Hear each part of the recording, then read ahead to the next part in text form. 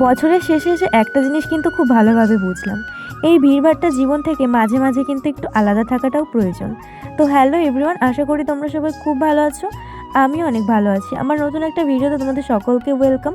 সকালের কাজ বলতে ওই যে বিছানা তোলা। তো বিছানা তোলা আমি কিন্তু ঘরটা একটুখানি গুছিয়ে নিচ্ছিলাম, আর ঘর গোছানো বলতে ওই তো টুকিটাকি একটুখানি কাজকর্ম, ওটাই আর কি। তো আজকে জানো তো রোদই উঠেছিল না, অনেক বেলায় রোদ উঠেছে, ওই যে সূর্যের আড়াল থেকে একটুখানি রোদ বেরিয়েছে।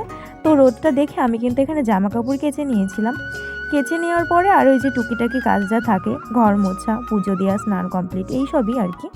তো সেগুলো কমপ্লিট করে নেওয়ার পরে আমি স্নান করে এখানে গেছিলাম একটু ছাদে। তো আমার ঠাম্মি ওখানে আমার পায়ে একটু তেল ডলে দিচ্ছিলো। ঠাম্মাদের ভালোবাসা হয়তো এরকমই হয়। বিকেলে কিন্তু গেছিলাম একটু মেলাতে, বিকেলে ঠিক না, সন্ধ্যার দিকেই। তো জানো তো আসলে কি বলো তো, কারোর জন্য মন খারাপ না করে না মাঝে মাঝে একটু নিজেকেও সময় দিতে হয়। কেউ গুরুত্ব না দিলে মন খারাপ করে বাড়িতে বসে থাকার থেকে একটু ঘুরে বেড়ানো কিন্তু অনেক ভালো। তাছাড়া অযথা কারোর জন্য মন খারাপ করে কী লাভ বলো?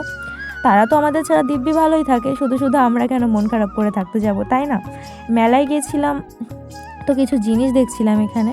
দেখার পরে এই যে মেলায় যাবার কিছু খাবো না সেটা কি করে সম্ভব। তো এখানে একটু পাপড়ি চাট আর একটু খেয়েছিলাম ভাপা পিঠে। তো রাতে বাড়ি এসে খেয়েছিলাম রুটি আর তরকা। আজকের মতো এইটুকু, দেখা হবে পরের একটা ভিডিওতে।